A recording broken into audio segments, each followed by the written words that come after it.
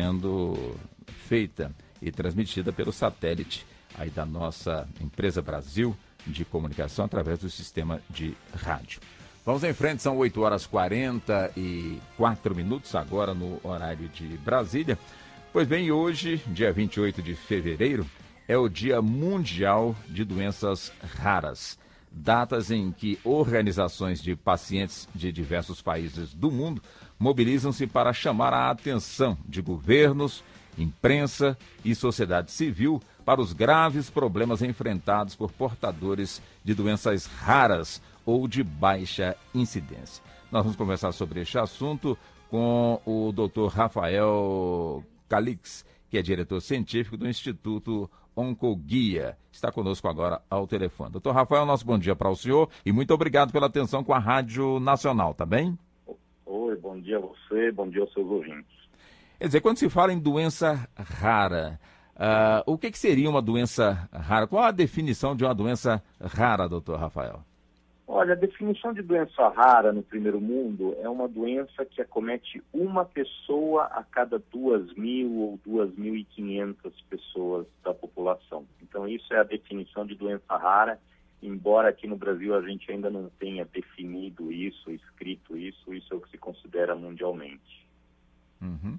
E quais são, né, as doenças raras já catalogadas e conhecidas especificamente aqui no nosso país, doutor Rafael? Existem centenas de doenças raras, na verdade, em todas as áreas da medicina, existem centenas delas, né?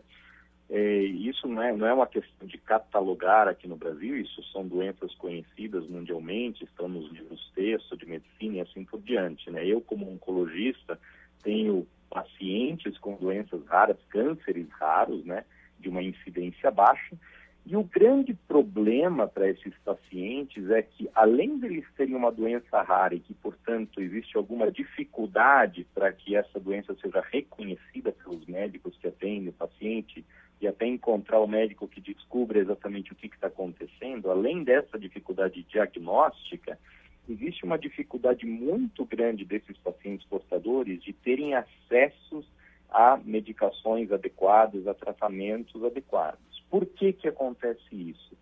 Isso acontece porque existe pouca pesquisa com doenças raras, existem poucas opções de tratamento para doenças raras e quando se descobre uma opção de tratamento, uma medicação, a aprovação dessa medicação para uma doença que afeta um número muito pequeno de pessoas nunca é uma prioridade para a Anvisa ou para as agências reguladoras. E então o paciente acaba demorando muito para ter acesso a essas medicações, porque as medicações simplesmente não são disponibilizadas, seja na rede pública, seja na rede privada aqui no Brasil, né? Ou seja, quer dizer então que a pessoa que tem uma doença rara, como o senhor disse, nós não temos ainda aqui no Brasil, por conta da baixa incidência, um trabalho mais aprofundado. Então, uma pessoa que adquire uma doença rara, ela tem um tratamento igual a quem não tem, portanto, aí uma doença rara. Seria mais ou menos isso? Daí a necessidade de, certa forma, avançar neste ponto. Eu também pergunto ao senhor, nós temos médicos, pesquisadores que de alguma forma se dedicam ao estudo e também à pesquisa sobre doenças raras, doutor Rafael? Esse é o grande problema, né? Que como é uma doença justamente rara, cada médico, vamos dizer, vai ver 1 ou 2 casos na vida de uma determinada doença. E existem, obviamente, centros universitários onde pode haver um pesquisador que durante uma época da vida dele pesquisa uma dessas doenças raras e acaba concentrando os casos nesse centro para tratá-los, né? Mas isso costuma ser uma coisa temporária.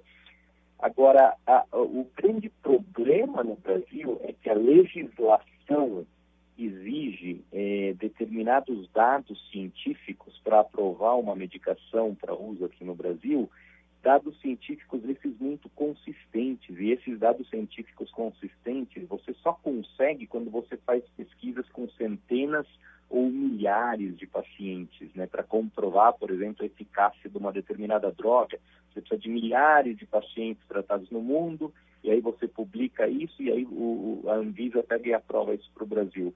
Acontece que uma doença rara, você nunca vai ter centenas ou milhares de pacientes sendo tratados, e, portanto, você não tem esse dado científico. E se você não tem esse dado científico, você não consegue a aprovação da Anvisa, né?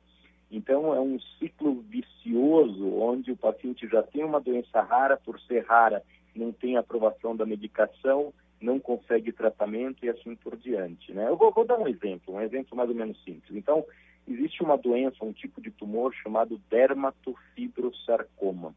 Esse dermatofibrosarcoma é uma doença que ou você consegue retirar cirurgicamente ou ele não é curável com tratamentos, vamos dizer assim, tradicionais ou tratamentos antigos. Até que surgiu uma medicação, que aliás é usada para uma outra doença, essa medicação é chamada imatinib, que consegue controlar, embora não curar, consegue controlar por um bom tempo esta doença, o crescimento desse tumor.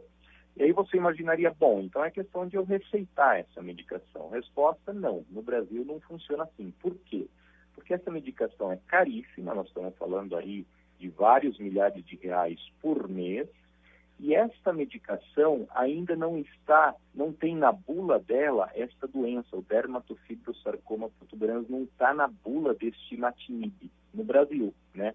Por que não está? Porque o governo simplesmente não olha para o fato de que existe um número pequeno de pacientes com essa doença que precisam dessa droga. Isso não é a prioridade do governo, porque afeta um número muito pequeno de pessoas e, portanto, essa droga não é aprovada para essa indicação, não é disponibilizada na rede pública ou na rede privada para essa indicação. Então, o paciente que tem essa doença, que já não é curável, ele sabe que existe uma medicação, mas ele é privado da medicação por uma simples questão de burocracia, por uma questão de uma falta de legislação apropriada para lidar com essas doenças raras, né? E o que é necessário é mudar a legislação no Brasil para contemplar essas doenças.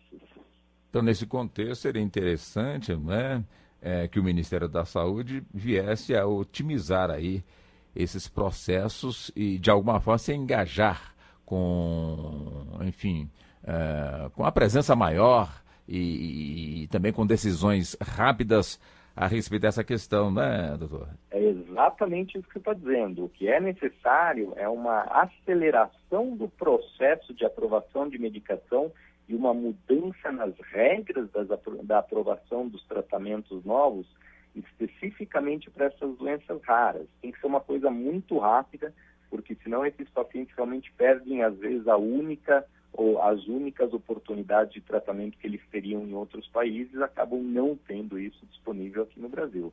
Então, realmente é uma questão Oncoguia, o Instituto Oncoguia está tentando chamar a atenção para esse problema, justamente chamar a atenção do Ministério da Saúde, do governo, para que algo seja feito em prol desses pacientes. Interessante, né? Esse assunto fez lembrar aqui agora um caso de um colega jornalista que está com um problema sério de saúde, ou seja, uma doença rara. E ele pesquisando soube que nos Estados Unidos tem a medicação certa para o seu caso. Só que ele não pôde trazer a medicação para cá porque não existe a liberação deste remédio aqui no território nacional. E ele ir para lá também ficaria muito dispendioso. Até que um médico de São Paulo, conhecendo, portanto, o seu caso, fez um contato, portanto, com o laboratório dessa medicação, fez também contatos, inserções junto à Anvisa. Então ficou assim, esse brasileiro está recebendo, portanto, aí o tratamento através dessa medicação e de acordo com o resultado, portanto, do seu tratamento, que tem o acompanhamento médico aqui no Brasil, de um médico que conhece, portanto, o seu caso, estuda o seu caso. Então, de acordo com o resultado dessa medicação, enfim, do remédio que ele está recebendo, se for positivo, a Anvisa vai, então, de certa forma, procurar fazer com que essa medicação tenha, então, a aprovação de ser utilizada também aqui no território nacional, ou seja, uma medicação aprovada nos Estados Unidos, mas não mereceu, portanto, a aprovação no Brasil. Então, esse colega jornalista está sendo a ponta recebendo a medicação, extremamente cara, mas por conta aí desse seu voluntarismo de receber a medicação, pelo menos entrou dessa forma, ele está recebendo o tratamento e, claro, e a Anvisa acompanhando de perto aí este trabalho. Ou seja, se tivéssemos uma legislação como o senhor cobrou, né, e com pertinência mais eficaz, esse tipo de situação não estaria acontecendo, né, doutor Rafael?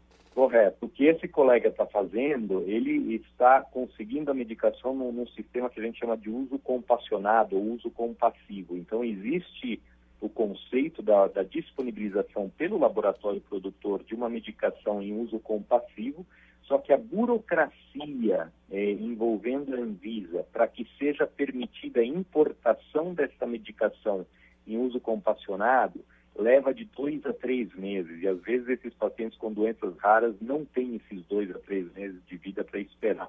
Tem que ser uma coisa infinitamente mais rápida, né? Então, isso vale não só para doenças raras, mas para qualquer doença grave que tenha que ser tratada com uma medicação que ainda não está disponível no território nacional, né?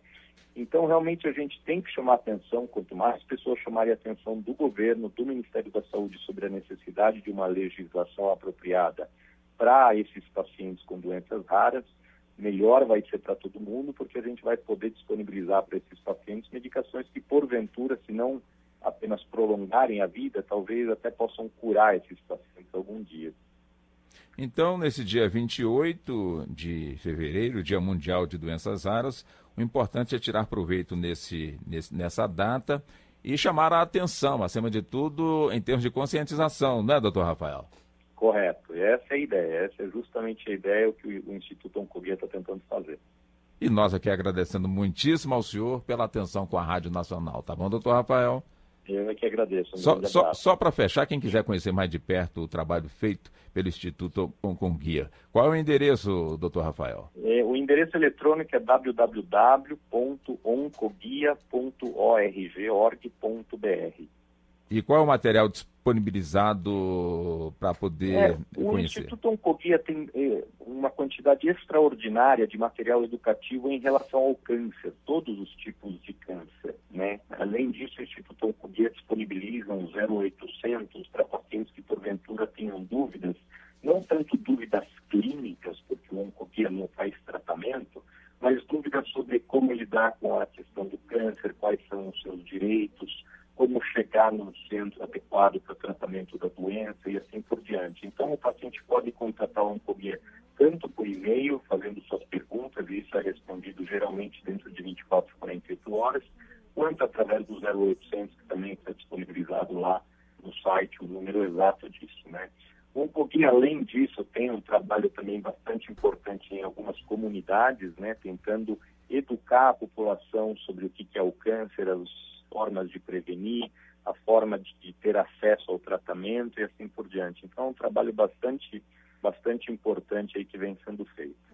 Quando o senhor fala no 0800, é o 0800 773 1666, né, doutor Rafael? Isso, exatamente. Tá certo, então. E nós aqui agradecendo muitíssimo ao senhor pela atenção. Um abraço, até uma próxima, doutor Rafael. Um grande abraço. Tchau, tchau. Tá aí, nós conversamos com o doutor Rafael Calix, diretor científico do Instituto Oncoguia, né? Então é só entrar aí no site da Oncoguia, buscar as informações que deseja.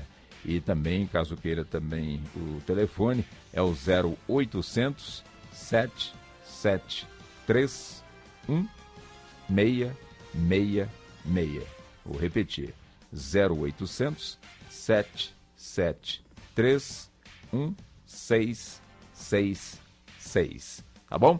Então tá. São 8h58 agora no horário de Brasília. Em instantes, nós iremos ter a edição das 9 horas do Nacional em Forma com a América Melo, Dilson Santa Fé, edição da Ana Lúcia Caldas. Nós vamos acompanhar, mas daqui a pouquinho nós vamos retornar.